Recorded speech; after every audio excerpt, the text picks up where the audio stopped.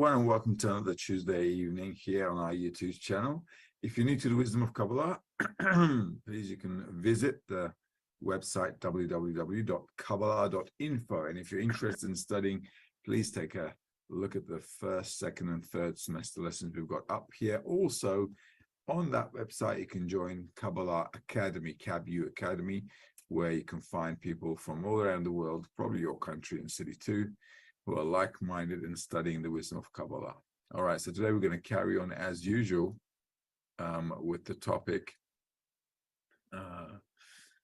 called Lishma. All right. So this is going to be excerpt number 9. I think you've got the link for it. On the verge of Lishma is the topic. Selected excerpts, so do number 9. Baal Islam's article number 22. Torah Lishma. Okay. Torah is called Lishma for her sake, primarily when one learns in order to know with utter certainty, within reason, without any doubts of the clarity of the truth, that there is a judge and there is judgment. There is judgment, there's a judgment, means that one sees reality as it appears to our eyes. This means that when we work in faith and bestowal, we see that we're growing and climbing daily. Since we always see a change for the better. And it is likewise to the contrary. When we work in a form of reception and knowledge, we see that we're declining every day down to the ultimate lowliness in reality. When examining these two states, we see that there is judgment and there is a judge. Since while we do not follow the laws of the Torah of truth, we are punished instantly. In that state, we see that there is just judgment. In other words, we see that this is precisely the best way which is fit and can achieve the truth. This is considered that the judgment is just, that only in this manner can we come to the ultimate goal. To understand within reason, with complete and absolute understanding, of which there is no higher, that only by way of faith and bestowal can we achieve the purpose. Thus, if one studies for this purpose, to understand that there is judgment and there is a judge, this is called Torah Lishma. All right, so let's go to this one again. Now, sometimes we say understanding. If we study to understand, it's like kind of negative, isn't it? Sometimes it's said that's when you study for yourself, and that's lo lishma, not lishma, and so on. So we have to clarify here a few things. So let's go step by step. Torah is called Lishma for her sake, primarily when one learns in order to know with utter certainty within reason, without any doubt of the clarity of the truth. There is a judge and there is judgment, right? So I want to see basically when one is studying Torah, one should be studying only in order to discover the Creator, that there is the Creator and He's doing everything, all right? And that's what we should be studying for, not for any personal benefit, but really studying Torah means that we integrate ourselves into reality in a complete and utter way. And that's what we want to do. So it says there's judgment, there is a judgment, means that one sees reality as it appears to our eyes. This means that when we work in faith and bestowal, we see that we're growing and climbing daily. Growing and climbing daily, obviously, in bestowal. Since we always see a change for the better. And it is likewise to the contrary. When we work in a form of reception and knowledge, we see that we're declining every day down to the ultimate lowliness in reality. All right, so here when we're studying for knowledge, how are we going to know that? See, at the top there it says, in order to know with utter certainty, within reason as well, right? Not above reason, without any doubt of the clarity of the truth, that there is a judge and there is judgment. So if somebody studies like that, that's called Lishma, all right? But then it says here, when we work in a form of reception and knowledge, right, it's kind of like the same thing, because to know and to have knowledge, we see that we're declining every day down to the ultimate loneliness in reality. Okay, so there must be two versions of it. One is that we want to see the Creator is ruling and there's none else besides him, and want to make sure we are all crystal clear in all facets of understanding. So that, in that case, is going to be for us, is revealing the truth, right? And what we want to do is, that's going to be right at the end of the road, is when one is revealing the truth, and that sinks in as within reason. But until we get to the end of the ladder, we're always going to have to go above reason, because the next degree, if I still have something to correct, I still have to go above the current degree, right? So when I go above my current degree, then the degree I just kind of elevated myself above will become within reason.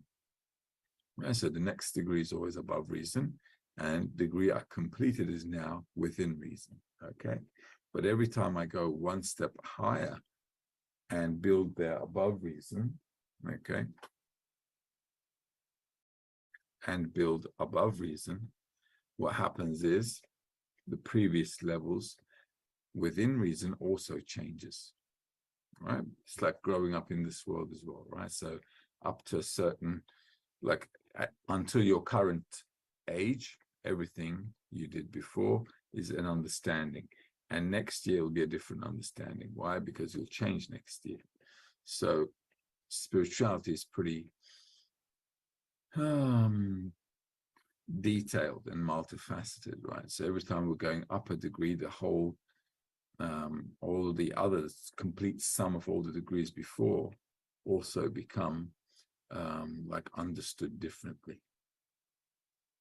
So every new degree becomes within reason as we elevate ourselves. And this is how it's going to go until the end of the path, right? But if I'm studying just in order to know, right, just know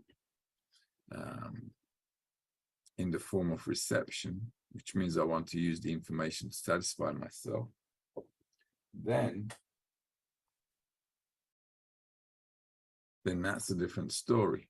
Then that becomes not bestowal, but reception. So when examining these two states, we see that there is judgment and there is a judge.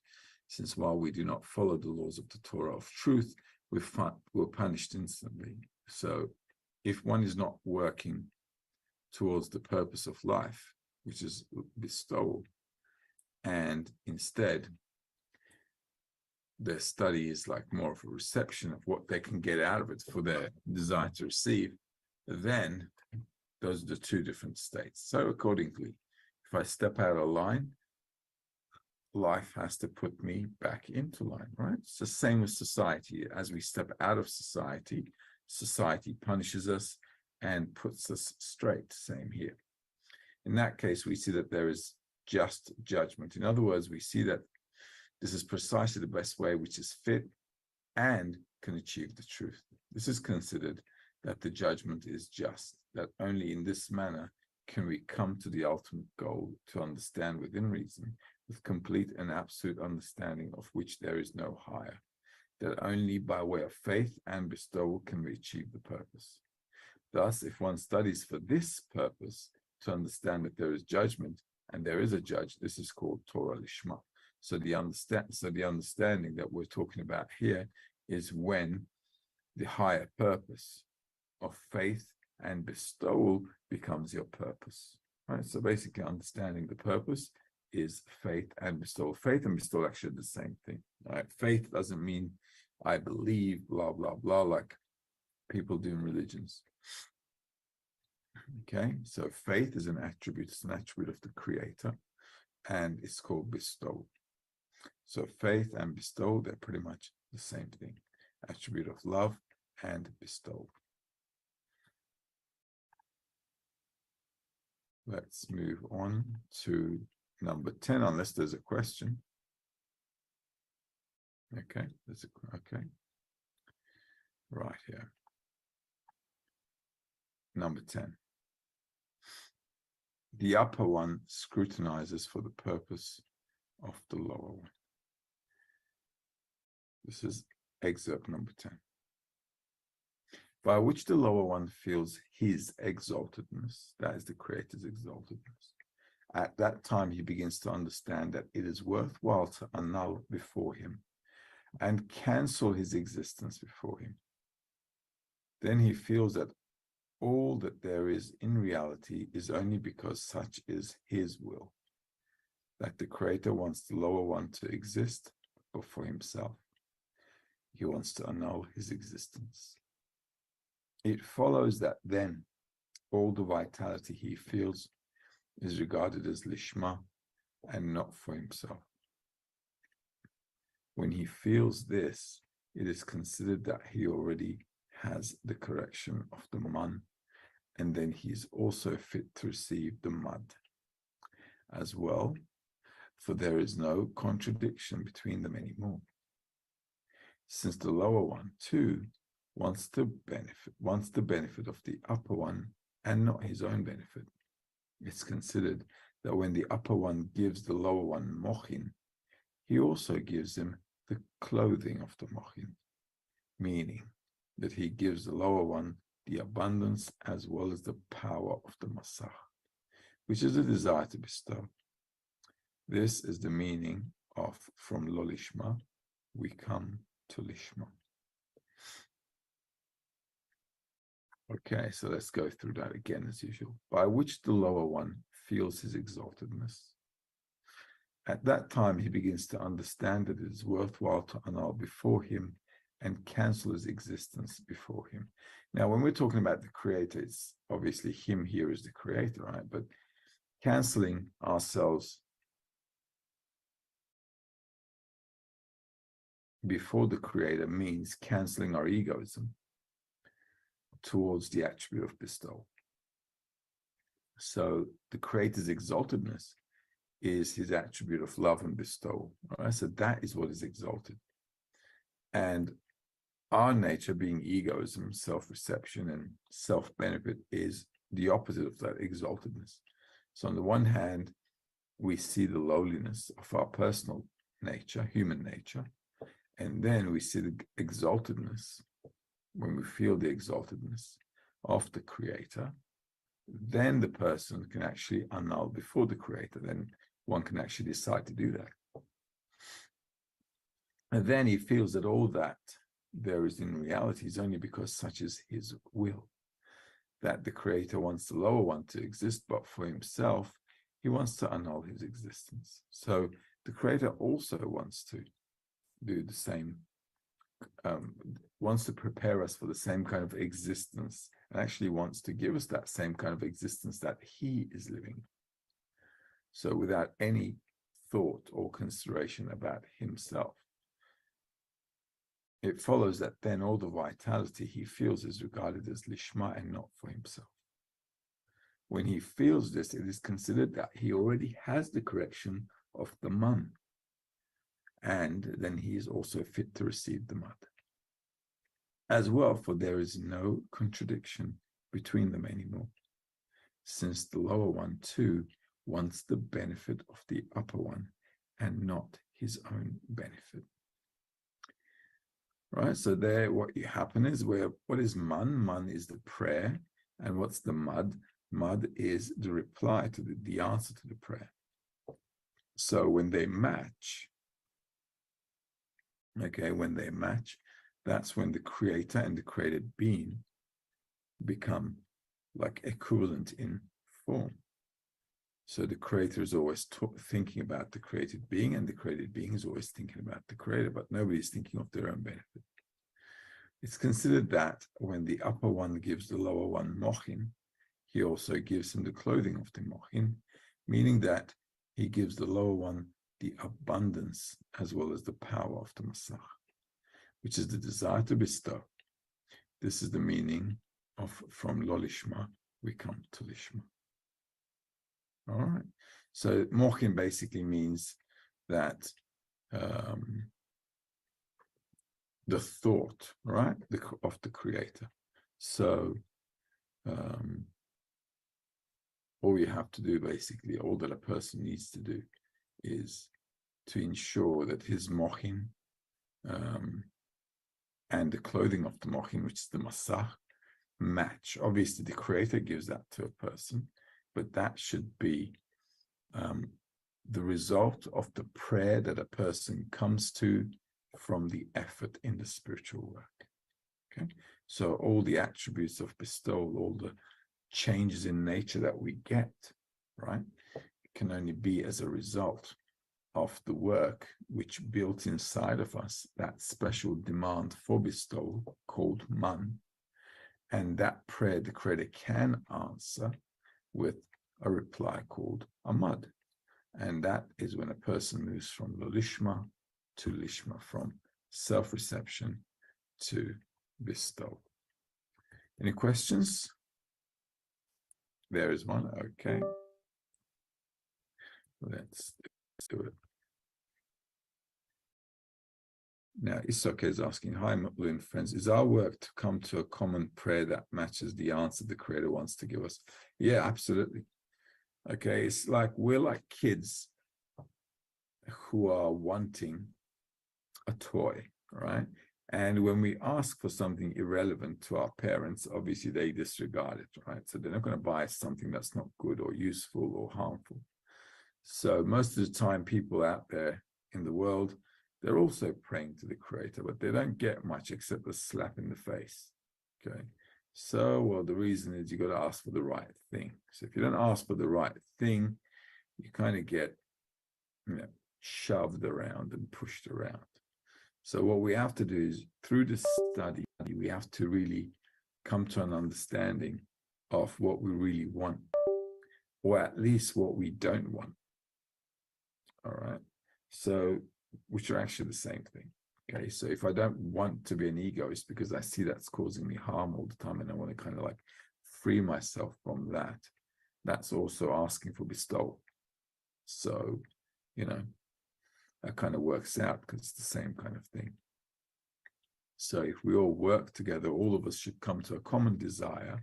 And that common desire is actually our unity.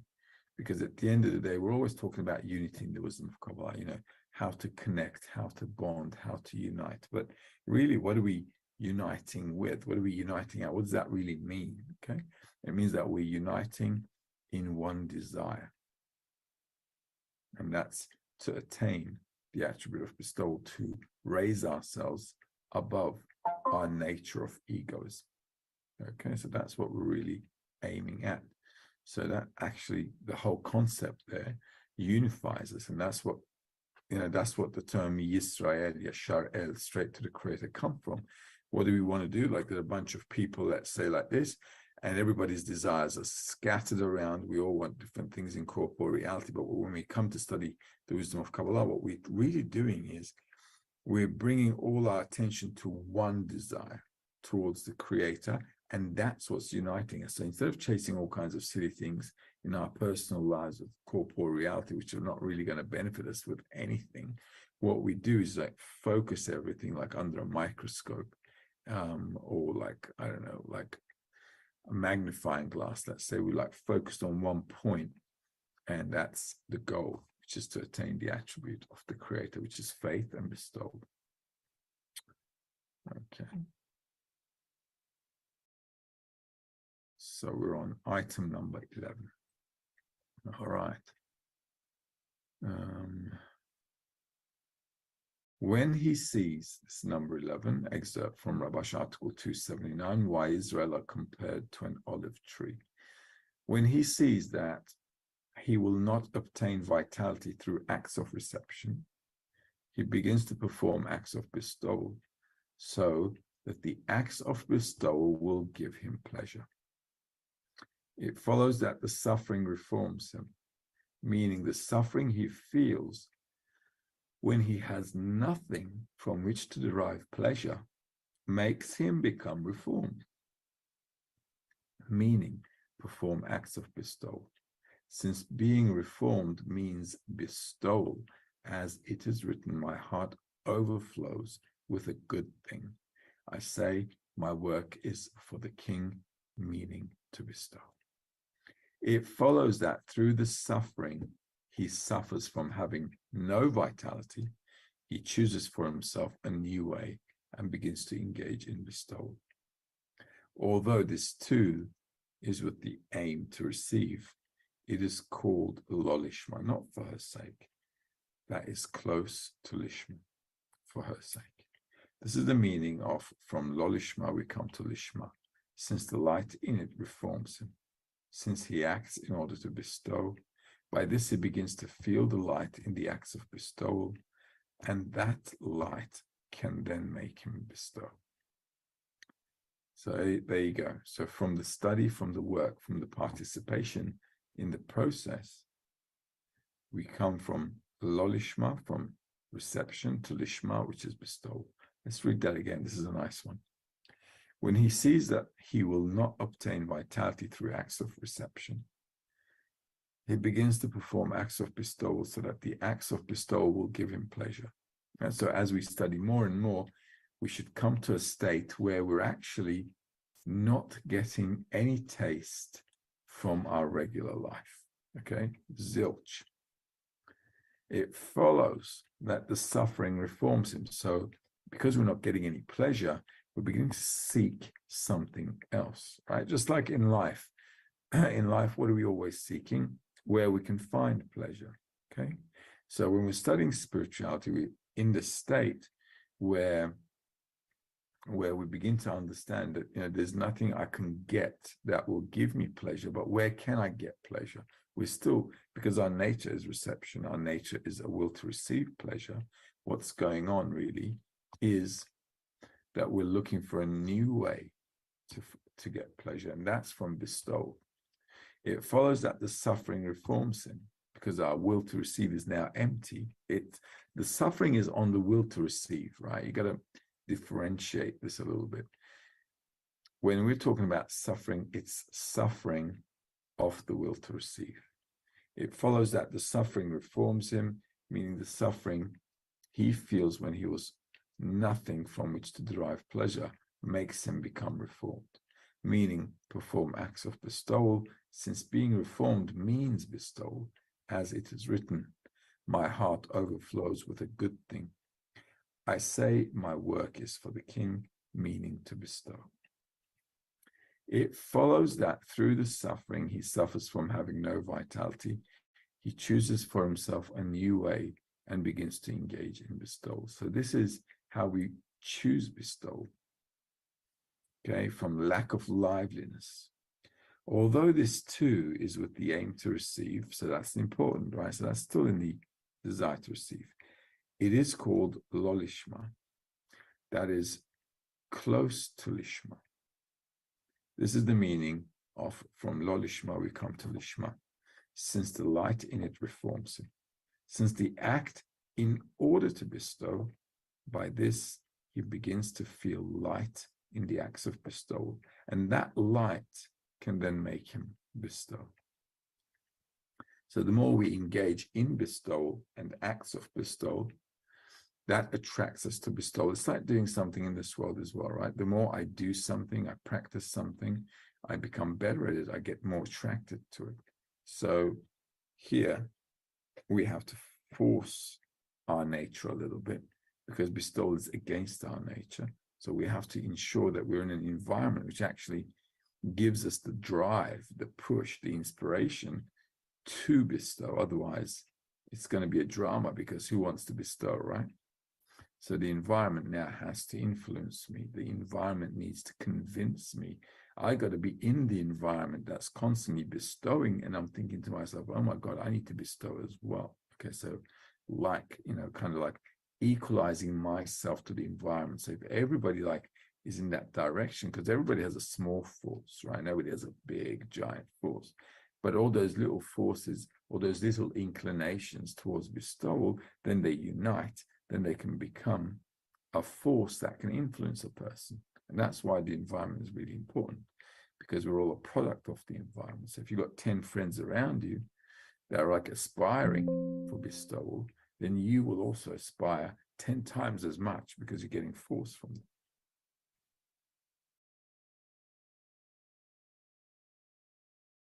Okie dokie. So let's look at number 12. The advice is that, this is from Rabash, the advice is that if a person sees that he still cannot work Lishma, he should increase his actions in Lo Lishma.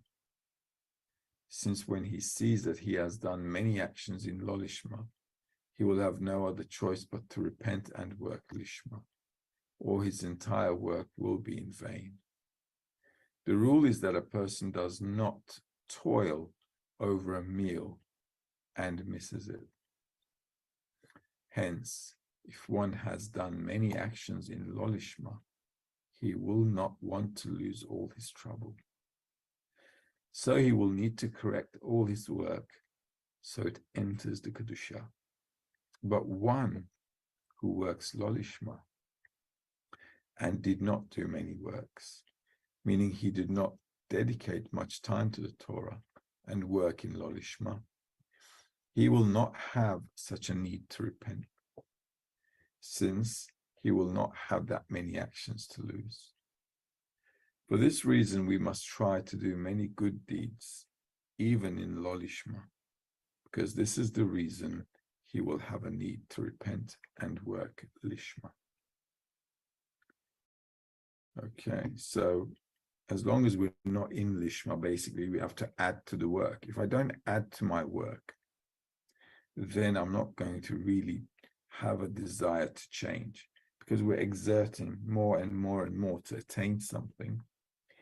And the more I'm doing and the more I'm not attaining, then that is just like going to give me the drive not to waste what I already did.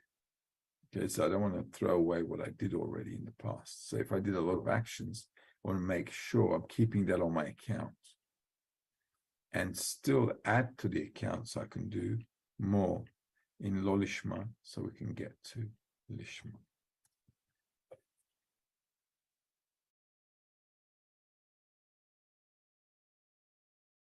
Okay.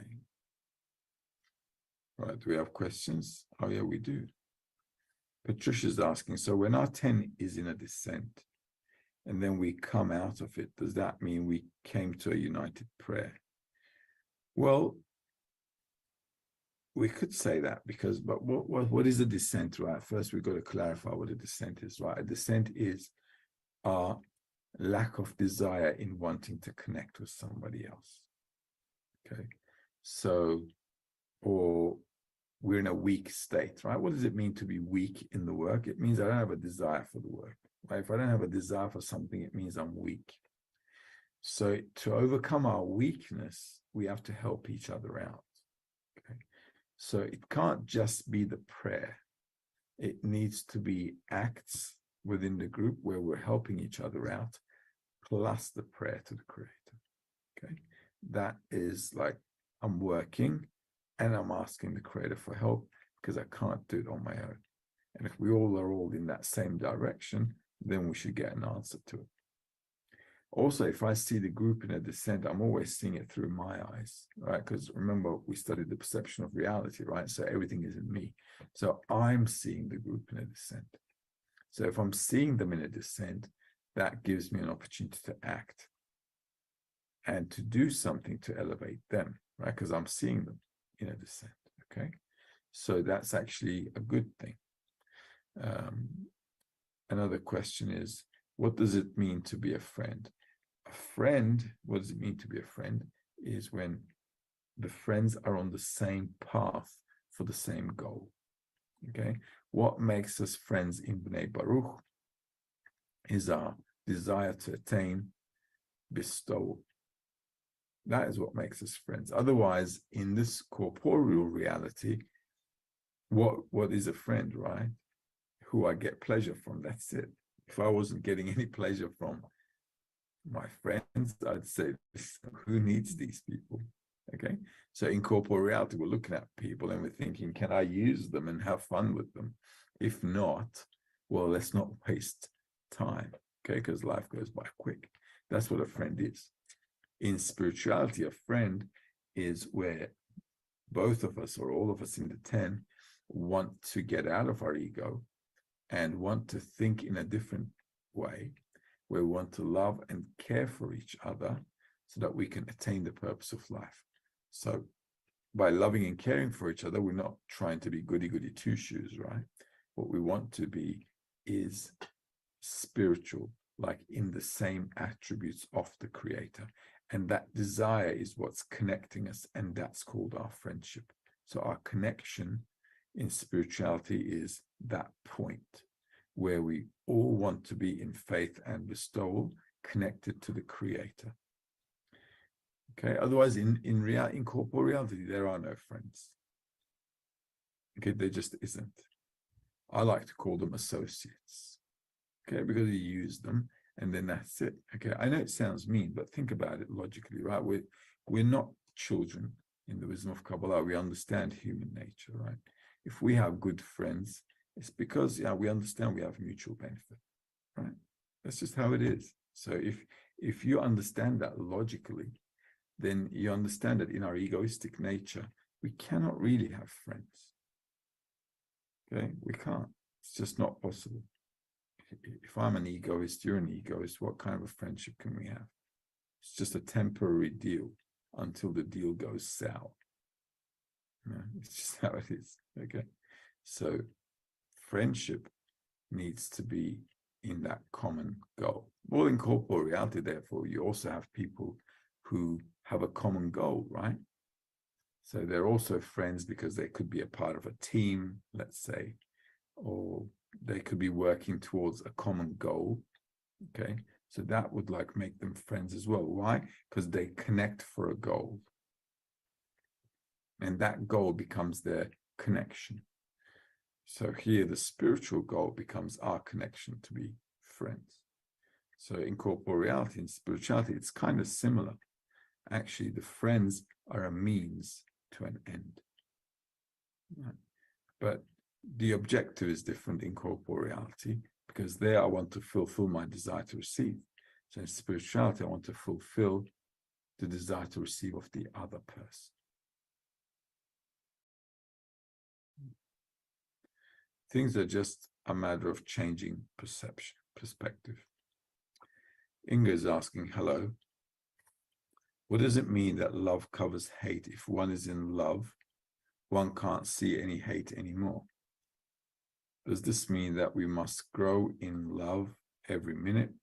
So this constant fighting with ego. Well, love covers all hate means this, that despite the fact that everybody has defects in my eyes, okay, I still love them. Okay, it's like having a baby. They poop, right? And you got to change them all the time. And the poop is a pretty bad smell, okay? For dads, it's a really bad smell. For mums, I often heard, wow, even his poop smells nice, okay? So you see, that's a completely different perspective. Okay, why? Because she loves the baby, right? She's the mum. So for her, even his poop's cute, smells like a flower, all right? And that's just how it is. So that you don't, the love is so strong that you don't see anything bad. Everything is like, everything is from a different perspective, okay?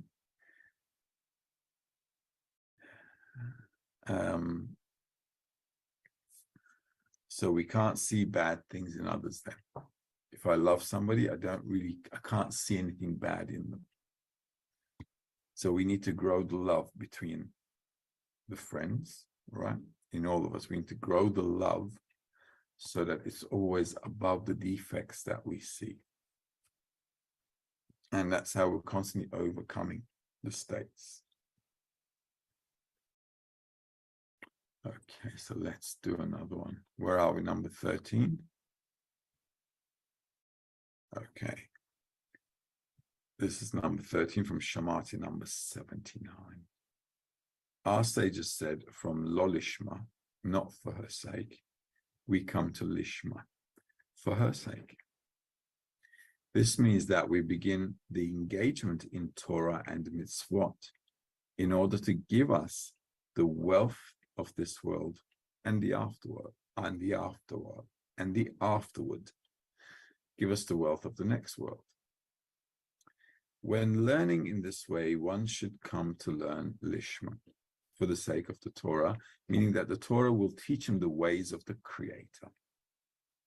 And then he should first make the sweetening of Malchut in Bina, which means that he elevates Malchut, called the will to receive, to Bina, which is considered bestowal. That is, that all his work will be only in order to bestow. And then it becomes dark for him. He feels that the world has grown dark on him, since the body gives strength to work only in the form of reception and not in the form of bestowal. In that state, he has but one choice: to pray to the Creator to open his eyes so he can work in the manner of bestowal. Okay, so let's do it again. Our sages said, from Lo Lishma, not for her sake, we come to Lishma for her sake. It's for her sake, because Torah is, well, you don't have it in English, but it's like French, right? You've got le, la. Okay, so there are certain words for female and certain words which are like male. And so when you say the table, it's le table. Okay, so it's like a different thing to another word. So it could be male or female. All right. So for the sake of her, for her sake means for the sake of the Torah, because Torah is feminine, right? And why? Because, what does it say here? This means that we begin the engagement in Torah and the commandments in order to give us the wealth of this world, and afterward give us the wealth of the next world. So when a person starts to study the wisdom of Kabbalah spirituality, basically what he's or she is studying for is for benefits, right? We're all self-centered at that time. So what we want to do is achieve a higher level of understanding or higher consciousness. Spirituality, it's like for ourselves. And that's fine, no problem. When learning in this way, one should come to learn Lishma. So from Lo Lishma, we need to change gradually for the sake of the Torah, because Torah is the manual, right? It's the user guide, the user manual to change our nature from reception to bestowal. So for the sake of the Torah, meaning that the Torah will teach him the ways of the Creator. So studying the wisdom of Kabbalah should teach us how to bestow.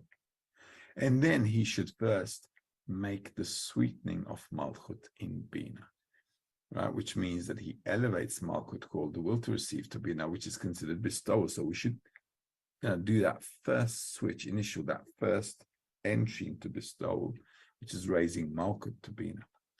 That is, that all his work will be only in order to bestow. And then it becomes dark for him. He feels that the world has grown dark on him, since the body gives strength to work only in the form of reception and not in the form of bestowal. In that state, he has but one choice: to pray to the Creator to open his eyes so he can work in the manner of bestowal. All right, so the more we work, also in the previous excerpt, what did he say? I've got to do more in Lo Lishma if I want to get to Lishma, right?